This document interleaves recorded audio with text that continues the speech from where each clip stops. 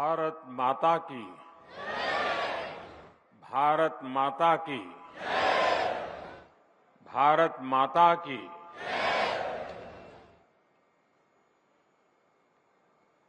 त्योहारों की गूंज सुनाई दे रही है चारों तरफ।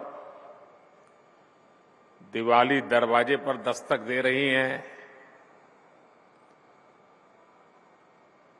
और आज एक ऐसा अवसर है, इस एक ही परिसर में, इस एक ही प्रेमाइसिस में, परिसर में, एक ही मंच पर स्टार्टअप्स भी हैं और देश के लाखों किसान भी हैं।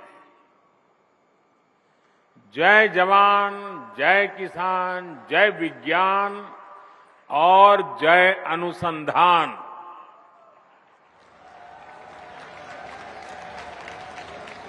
एक प्रकार से ये समारोह इस मंत्र का जीवंत स्वरूप हमें नजर आ रहा है। साथियों, भारत की खेती के सभी बड़े भागीदार आज रूबरू में और वर्चुअली पूरे देश के हर कोने में इस कार्यक्रम में हमारे साथ जुड़े हुए हैं। ऐसे महत्वपूर्ण मंच से आज किसानों के जीवन को और आसान बनाने,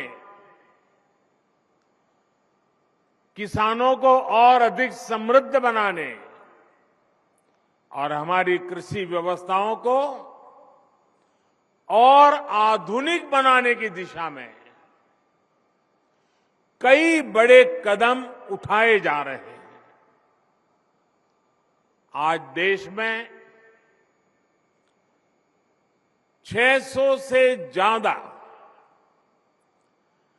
प्रधानमंत्री किसान समृद्धि केंद्रों की शुरुआत हो रही है।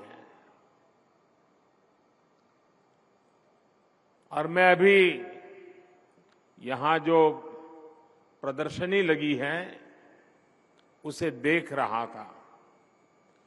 एक से बढ़कर एक ऐसी अनेक टेक्नोलॉजी के इनोवेशन वहां है, तो मेरा मन तो कर रहा था कि वहां जरा और ज्यादा रुक जाऊं, लेकिन त्योहारों की सीजन है, आपको ज्यादा रोकना नहीं चाहिए, इसलिए मैं मंच पे चला आया। लेकिन वहां मैंने ये प्रधानमंत्री किसान समृद्धि केंद्र की जो रचना देखी, उसका एक जो मॉडल खड़ा किया है, मैं वाकई मनसुख भाई और उनकी टीम को बधाई देता हूं। ये किसान के लिए सिर्फ उर्वरक खरीद बिक्री का केंद्र नहीं है, एक संपूर्ण रूप से किसान के साथ घनिष्ठ नाता जोड़ने वाला, उसकी हर सवालों का जवाब देने वाला, उसकी हर आवश्यकता में मदद करने वाला ये किसान समृद्धि केंद्र बना है। साथियों, थोड़ी देर पहले ही देश के करोड़ों किसानों को पीएम किसान सम्मान निधि के रूप में 16,000 करोड़ रुपए की एक और किस्त उनके खाते में जमा हो गई। आप में से भी जो किसान यहां बैठे होंगे, अगर मोबाइल देखेंगे तो आपके मोबाइल पे खबर आ गई होगी कि 2,000 रुपये आपके जमा हो चुके हैं। कोई बिचौलिया नहीं, कोई कटकी कंपनी नहीं, सीधा सीधा मेरे किसान के खाते में पैसा चला जाता है। मैं इस दिवाली के पहले पैसे का पहुंचना, खेती के अनेक महत्वपूर्ण कामों के समय पैसा पहुंचना, मैं सभी हमारे लाभार्थी किसान परिवारों को, देश के कोने कोने में सभी किसानों को, उनके परिवारजनों को इस अवसर पर बहुत बहुत बधाई देता हूं। जो एग्रीकल्चर स्टार्टअप यहां पर उसका जो आयोजन में आया है, मैं उन सबका भी जो हिस्सा ले रहे हैं, किसानों की भलाई के लिए उन्होंने जो नए नए इनोवेशन किए हैं, उनकी मेहनत कैसे कम हो, उनके पैसों में बचत कैसे हो, उनके काम में गति कैसे बढ़े, उनकी सीमित जमीन में ज्यादा उत्पादन कैसे हो, ऐसे अनेक काम ये हमारे स्टार्टअप वाले हमारे नौजवानों ने किए हैं। मैं वो भी देख रहा था, एक से बढ़कर एक इनोवेशन नजर आ रहे हैं। मैं ऐसे सभी युवाओं को भी जो आज किसानों के साथ जुड़ रहे हैं, उनको बहुत बहुत बधाई देता हूं और उनका इसमें भागीदार होने के लिए हृदय से अभिनंदन और स्वागत करता हूं।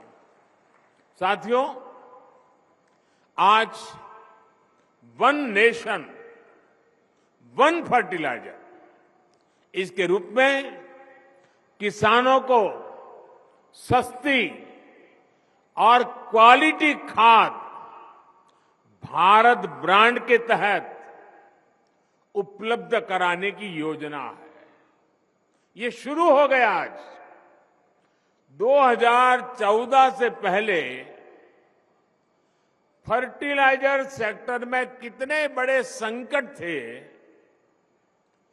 कैसे यूरिया की कालाबाजारी होती थी, कैसे किसानों का हक छीना जाता था और बदले में किसानों को लाठियां झेलनी पड़ती थी।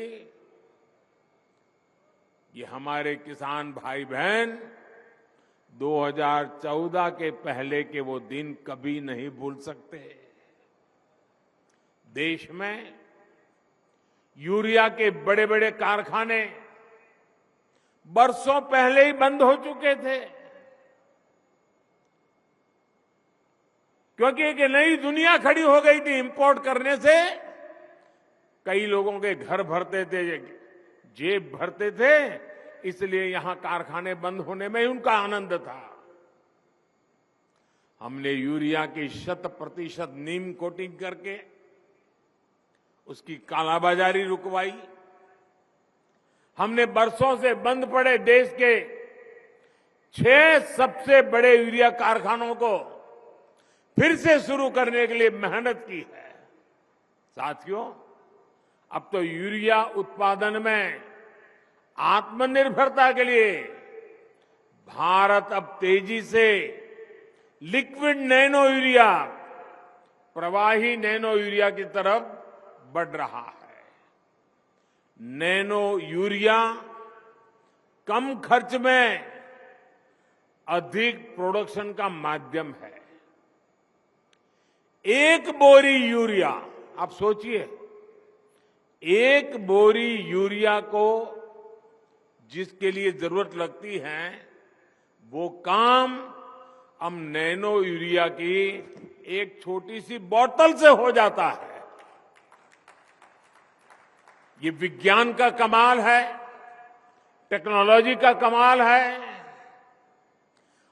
और इसके कारण किसानों को ये यूरिया के बोरे लाना, ले जाना, उसकी मेहनत, ट्रांसपोर्टेशन का खर्चा और घर में भी जाकर के रखने के लिए जगह, ये सब मुसीबतों से मुक्ति।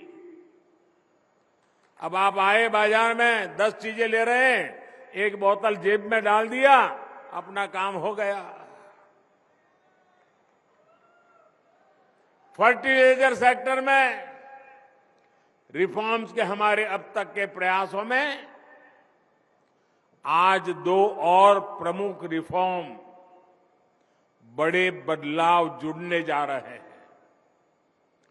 पहला बदलाव यह है कि आज से देश भर की 3.25 लाख से अधिक खाद की दुकानों को प्रधानमंत्री किसान समृद्धि केंद्रों के रूप में विकसित करने के अभियान को आरंभ किया जा रहा है। ये ऐसे केंद्र होंगे जहां सिर्फ खाद ही मिलेगी ऐसा नहीं, बल्कि बीज हो, उपकरण हो, सॉइल टेस्टिंग, मिट्टी की टेस्टिंग हो, हर प्रकार की जानकारी जो भी किसान को चाहिए वो इन केंद्रों पर एक ही जगह पर मिलेगी। हमारे किसान भाई बहनों को अब कभी यहां जाओ, फिर वहां जाओ, यहां भटको, वहां भटको, इस सारी झंझट से भी मेरे किसान भाइयों को मुक्ति। और एक बड़ा महत्वपूर्ण बदलाव किया है। अभी नरेंद्र सिंह जी तोमर बड़े विस्तार से उसका वर्णन कर रहे थे। वो बदलाव है खाद के ब्रांड के संबंध में, उसके नाम के संबंध में, प्रोडक्शन की समान क्वालिटी के संबंध में। अभी तक इन कंपनियों के प्रचार अभियानों के कारण और वहां जो फर्टिलाइजर बेचने वाले लोग होते हैं, जिसको ज्यादा कमीशन मिलता है तो वो ब्रांड ज्यादा बेचता है, कमीशन कम मिलता है तो वो ब्रांड बेचता नहीं है। और इसके कारण किसान को जरूरत के हिसाब से जो गुणवत्ता वाला खाद मिलना चाहिए, वो इन स्पर्धा के कारण, भिन्न भिन्न नामों के कारण और वो बेचने वाले एजेंटों की मनमानी के कारण किसान परेशान रहता था और किसान भी भ्रम में फंसा रहता था। पड़ोस वाला कहता था कि मैं ये लाया, तो उसको लगता है मैं ये लाया हूं, मैंने तो गलती की, अच्छा छोड़ो इसको पड़ा रहने दो, वो मैं नया लाया लेके आता हूं। कभी कभी किसान इस भ्रम में डबल खर्चा कर देता था। डीएपी हो, एमओपी हो, एनपीके हो, ये किस कंपनी से खरीदे, यही किसान के लिए चिंता का विषय रहता था। ज्यादा मसूर खाद के फेरे में कई बार ऐसा भी ज्यादा देना पड़ता था और मान लीजिए उसके दिमाग में एक ब्रांड भर गई है, वो नहीं मिला और दूसरा लेना पड़ा, तो वो सोचता है चलो इसमें जरा पहले 1 किलो उपयोग करता था, अब 2 किलो करूं, क्योंकि ब्रांड दूसरी आई है पता नहीं कैसे, मतलब उसका खर्चा भी ज्यादा हो जाता था। इन सारी समस्याओं को एक साथ एड्रेस किया गया है। अब वन नेशन वन फर्टिलाइजर से किसान को हर तरह के भ्रम से मुक्ति मिलने वाली है और बेहतर खाद भी उपलब्ध होने वाली है। देश में आप हिंदुस्तान के किसी भी कोने में जाइए,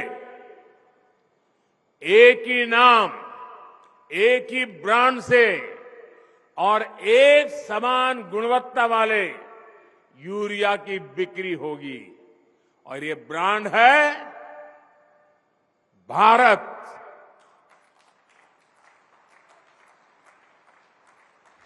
अब देश में यूरिया भारत ब्रांड से ही मिलेगी।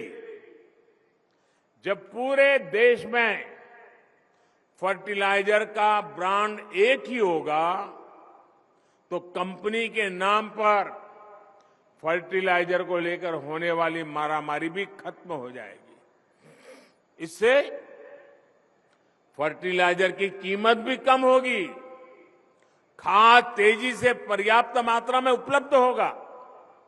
साथियों, आज देश में लगभग 85% हमारे जो किसान हैं वो छोटे किसान हैं। 1 हेक्टर 1.5 हेक्टर से ज्यादा जमीन नहीं है इनके पास। और इतना ही नहीं, समय के साथ जब परिवार का विस्तार होता है, परिवार बढ़ता है, तो उतनी छोटे से टुकड़े के भी टुकड़े हो जाते हैं। जमीन और छोटे छोटे टुकड़े में विभाजित हो जाती है। और आजकल जलवायु परिवर्तन देखते हैं हम। दिवाली तो आ गई, बारिश जाने का नाम नहीं ले रही है। प्राकृतिक प्रकोप चलता रहता है।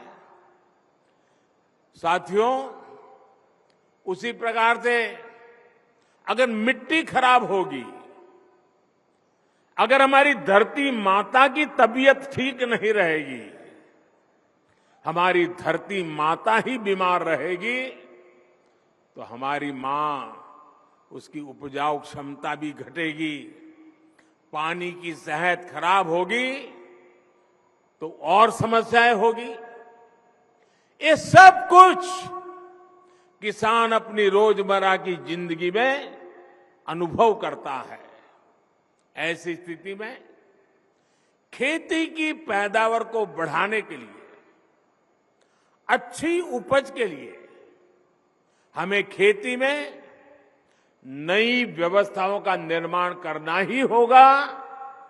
ज्यादा वैज्ञानिक पद्धति को, ज्यादा टेक्नोलॉजी को खुले मन से अपनाना ही होगा।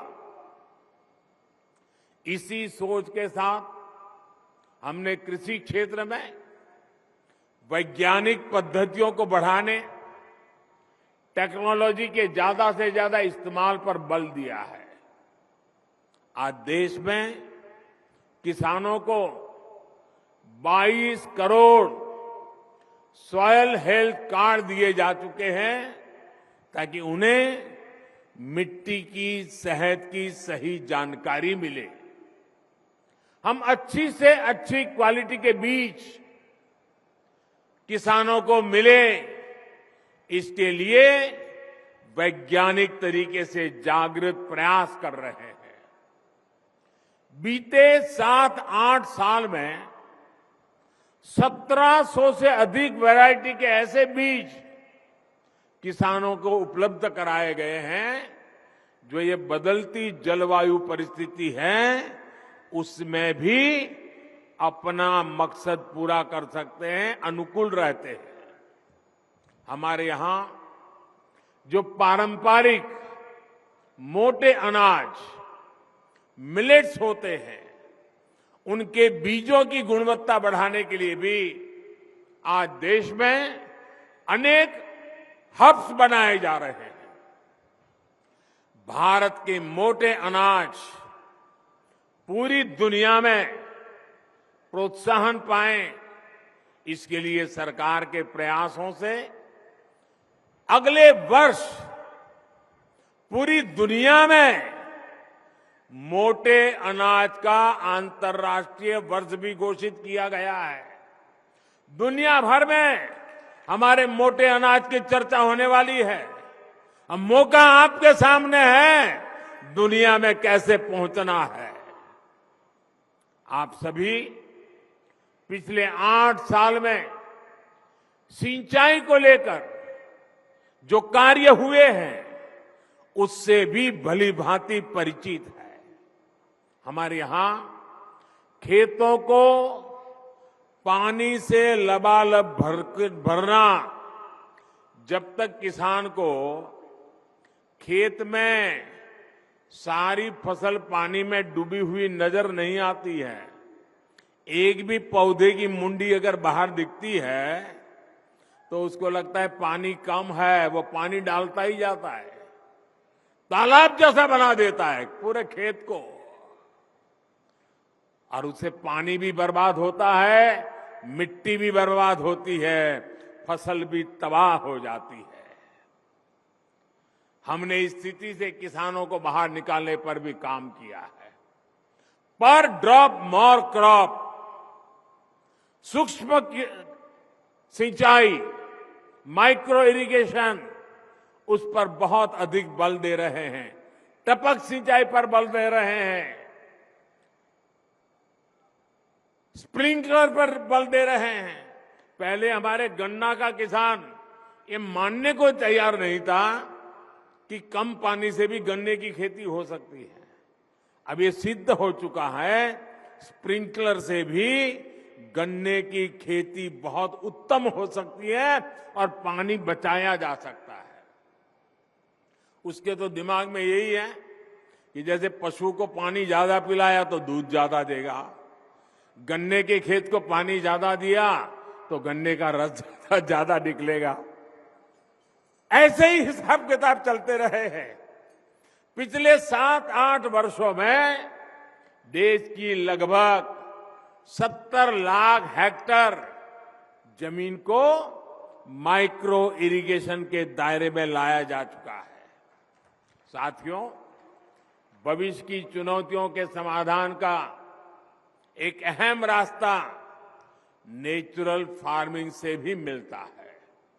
इसके लिए भी देश भर में बहुत अधिक जागरूकता आज हम अनुभव कर रहे हैं। प्राकृतिक खेती को लेकर गुजरात, हिमाचल प्रदेश और आंध्र प्रदेश के साथ साथ यूपी, उत्तराखंड में बहुत बड़े स्तर पर किसान काम कर रहे हैं। गुजरात में तो जिला और ग्राम पंचायत स्तर पर भी इसको लेकर योजनाएं बनाई जा रही हैं। बीते वर्षों में प्राकृतिक खेती, नेचुरल फार्मिंग को जिस प्रकार नए बाजार मिले हैं, जिस प्रकार प्रोत्साहन मिला है, उससे उत्पादन में भी कई गुना वृद्धि हुई है। साथियों, आधुनिक टेक्नोलॉजी के उपयोग से छोटे किसानों को कैसे लाभ होता है, इसका एक उदाहरण पीएम किसान सम्मान निधि भी है। इस योजना के शुरू होने के बाद से 2 लाख करोड़ रुपए से ज्यादा सीधे किसानों के बैंक खातों में ट्रांसफर किए गए हैं। जब बीज लेने का समय होता है, जब खाद लेने का समय होता है, तो भी ये मदद किसान तक पहुंच जाती है। देश के 85% से अधिक छोटे किसानों के लिए ये बहुत बड़ा खर्च होता है। आज देश भर के किसान मुझे बताते हैं कि पीएम किसान निधि ने उनकी बहुत बड़ी चिंता को कम कर दिया है। साथियों, आज बेहतर और आधुनिक टेक्नोलॉजी का उपयोग करते हुए हम खेत और बाजार की दूरी को भी कम कर रहे हैं। इसका भी सबसे बड़ा लाभार्थी हमारा छोटा किसान ही है, जो फल, सब्जी, दूध, मछली जैसे जल्दी खराब होने वाले उत्पादों से जुड़ा हुआ है। किसान रेल और कृषि उड़ान हवाई सेवा से इसमें छोटे किसानों को भी बहुत लाभ मिला है। ये आधुनिक सुविधाएं आज किसानों के खेतों को देश भर के बड़े शहरों से, विदेश के बाजारों से कनेक्ट कर रही है। इसका एक परिणाम ये भी हुआ है कि कृषि क्षेत्र से एक्सपोर्ट अब उन देश को भी होने लगा है जहां पहले कोई सोच भी नहीं सकता था। कृषि निर्यात की बात करें तो भारत दुनिया के टॉप 10 कंट्रीज में है। आज दुनिया के 10 प्रमुख देशों में है। कोरोना की रुकावटों के बावजूद भी 2 साल मुसीबत में गए, उसके बावजूद भी हमारे कृषि निर्यात में 18% की वृद्धि हुई है। गुजरात से बड़े पैमाने पर कमलम फ्रूट, जिसको बाहरी भाषा में ड्रैगन फ्रूट कहते हैं, भारत में उसको कमलम फ्रूट कह रहे, आज विदेश जा रहा है। हिमाचल से पहली बार ब्लैक गार्लिक का एक्सपोर्ट हुआ है।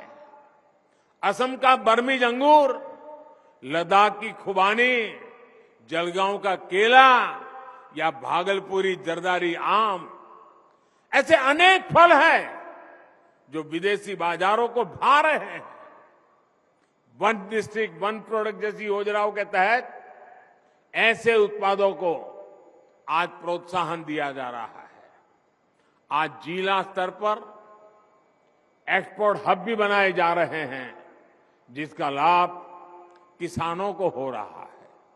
साथियों, आज प्रोसेस्ड फूड में भी हमारी हिस्सेदारी बहुत अधिक बढ़ रही है। इससे किसानों को उपज के ज्यादा दाम मिलने के रास्ते खुल रहे हैं। उत्तराखंड का मोटा अनाज पहली बार डेनमार्क में गया। इसी प्रकार कर्नाटक का ऑर्गेनिक जैकफ्रूट पाउडर भी नए बाजारों में पहुंच रहा है। अब त्रिपुरा भी इसके लिए तैयारी करने लगा है। ये बीज हमने पिछले 8 वर्षों में बोए हैं, जिसकी फसल अब पकनी शुरू हो गई है। साथियों, आप सोचिए, मैं कुछ आंकड़े बताता हूं। ये आंकड़े सुनकर के आपको लगेगा कि प्रगति और परिवर्तन कैसे होते हैं। 8 साल पहले जहां 2 बड़े फूड पार्क ही देश में थे, 2 बड़े फूड पार्क,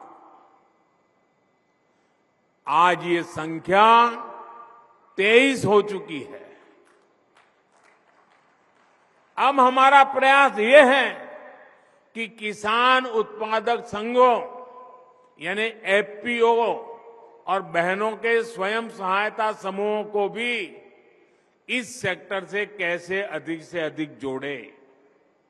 कोल्ड स्टोरेज हो, फूड प्रोसेसिंग हो, एक्सपोर्ट हो, ऐसे हर काम से छोटा किसान सीधे जुड़े। इसके लिए आज सरकार लगातार प्रयास कर रही है।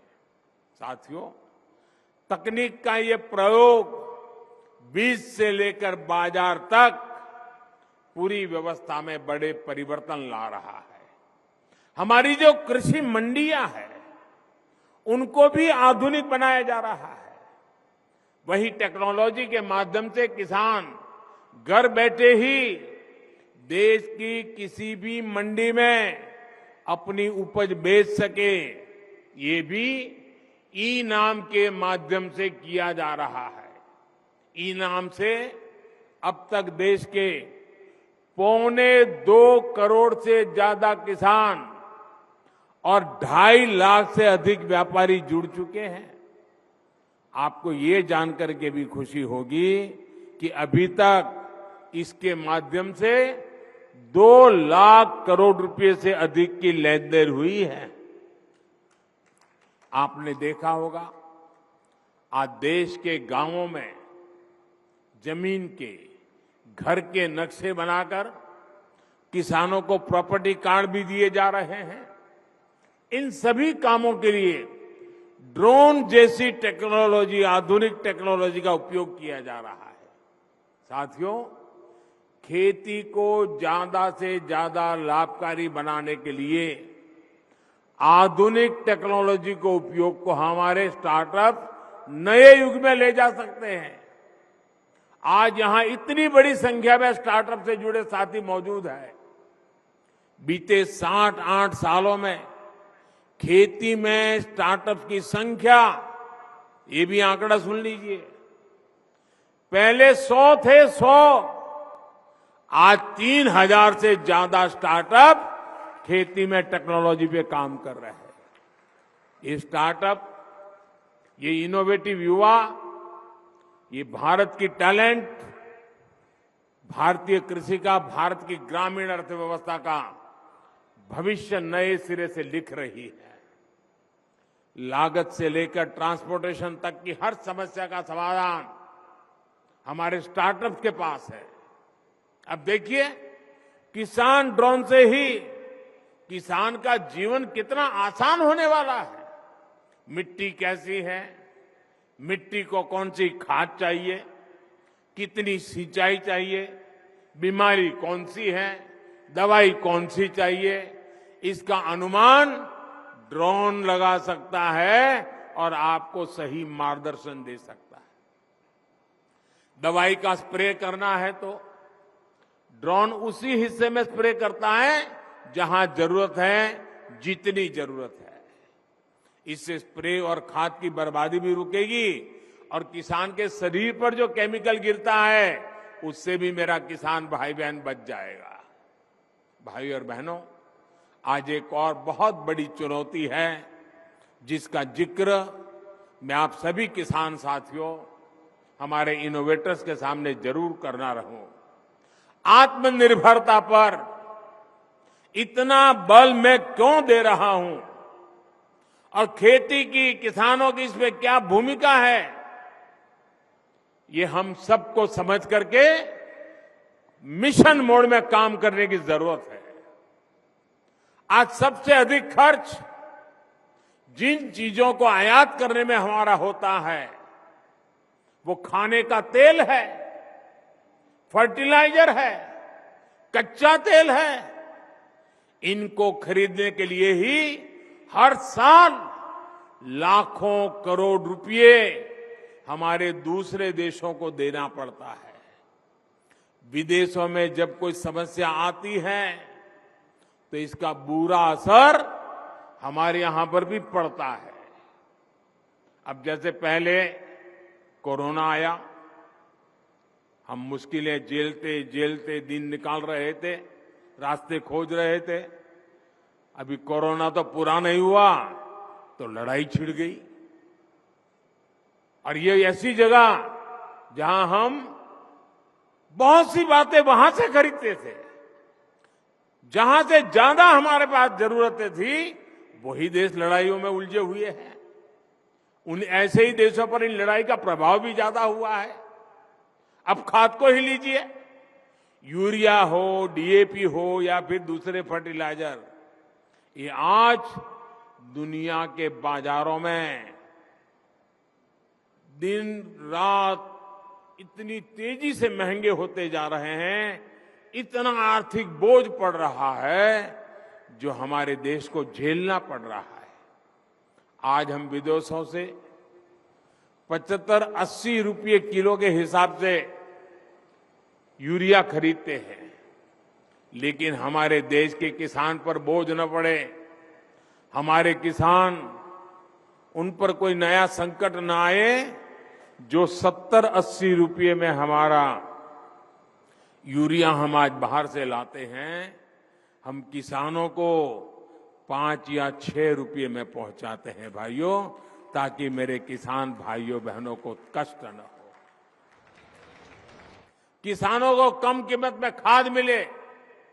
इसके लिए इस वर्ष अब इसके कारण सरकारें खजाने पर बोझ आता है, कई कामों को करने में रुकावटें खड़ी हो जाती है। इस वर्ष लगभग 2.5 लाख करोड़ रुपया केंद्र सरकार का सिर्फ ये यूरिया के पीछे हमको लगाना पड़ रहा है। भाइयों और बहनों, आयात पर हो रहे खर्च को कम करने के लिए, देश को आत्मनिर्भर बनाने के लिए हम सब ने मिलकर के संकल्प करना ही होगा। हम सब ने मिलकर के उस दिशा में चलना ही होगा।